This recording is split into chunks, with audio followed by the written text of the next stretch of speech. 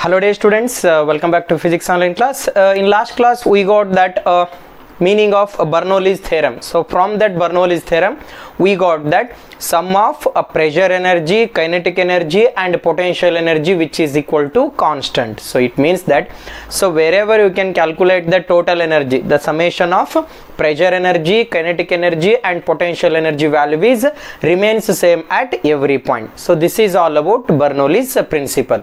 So in case of that Bernoulli's theorem we use the term pressure energy. So what's the mean of that pressure energy here? So energy possessed by virtue of its pressure we can call it as pressure energy. What's the mean of pressure energy here? Energy possessed by virtue of its pressure we can call it as pressure energy.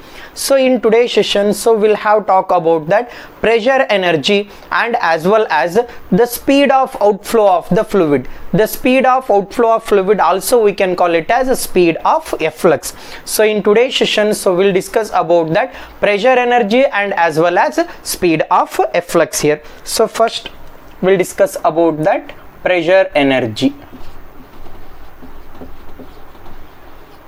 Pressure energy here. So what's the mean of that pressure energy here?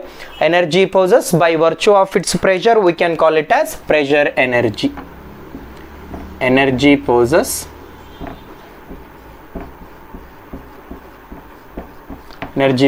by virtue of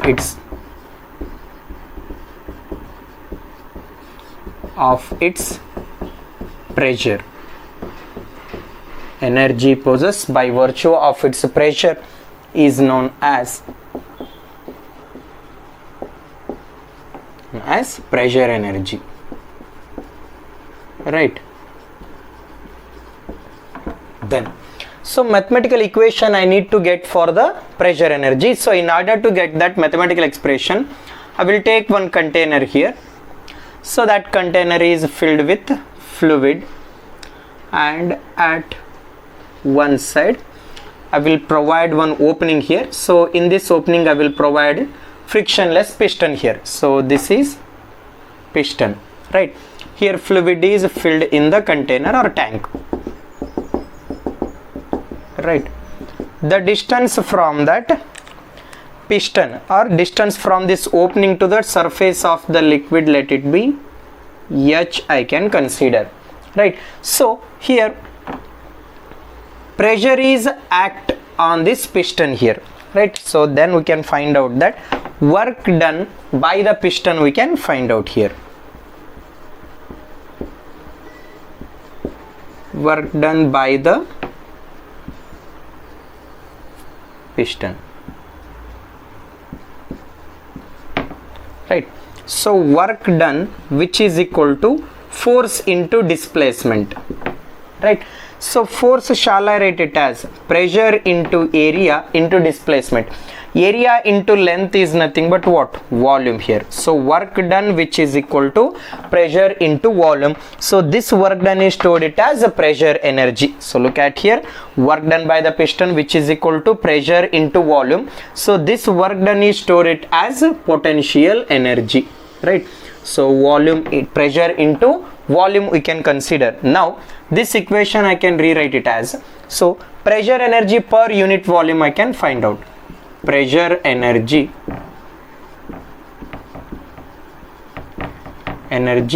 per unit volume, right?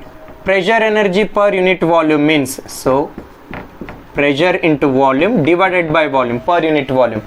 So volume term will get cancelled out. Pressure energy per unit volume which is equal to P. Then pressure energy per unit mass also I have to find out. Pressure energy per unit mass. So pressure energy per unit mass means P into V divided by M. In denominator mass term I will take it. So volume by mass. So density which is equal to mass per unit volume, right? Here volume by mass term is there. So shall I take this one as 1 by rho here? So pressure divided by density of the material we can consider.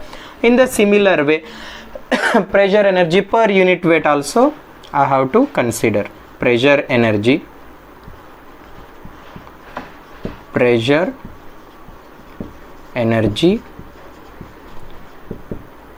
per unit weight, right? Pressure into volume divided by m into g, weight, right? So volume by mass means 1 by density into g here. So this is about that pressure energy. So what's the mean of that pressure energy? Energy possessed by virtue of its pressure, we can call it as pressure energy. So work done which is equal to pressure into volume. This work done is stored it as a pressure energy. Pressure energy per unit volume, pressure energy per unit mass, and pressure energy per unit weight we can have the. Okay, so next we'll discuss about that. So in that closed container, so I will make one small opening at the side here.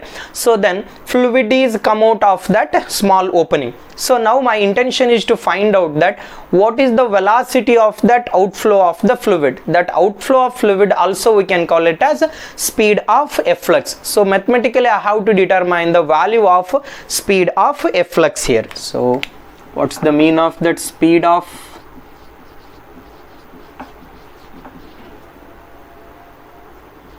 efflux here? So the word efflux means the outflow of fluid, we can consider outflow of fluid.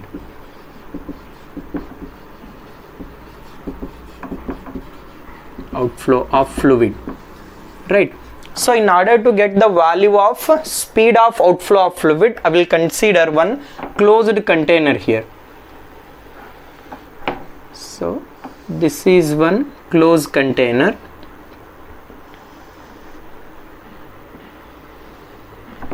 and by this side I will make one small opening here, right? So in this closed container it is filled with the liquid, right? So this small opening having that area A1 and velocity of the outflow of fluid is V1 I can consider, and so this small opening is at a distance of y1 from the bottom, and I will take that container area here. So this closed container area having that area A2 and its velocity is V2, and the distance from the bottom of the container to the top surface of the liquid, let it be y2. So this distance is y1, this distance is y2, and then distance from surface of the liquid to the small opening, that y2 minus of y1, let it be h here, right? So hope you got that diagrammatic part. Now I shall consider that. So from that Bernoulli's theorem, so what's that mathematical expression for the Bernoulli's theorem here? Sum of pressure energy, kinetic energy and potential energy, which is equal to constant, right? So in case of this thing, so from Bernoulli's principle, so I will apply that Bernoulli's theorem for that small opening and as well as for this container we can consider from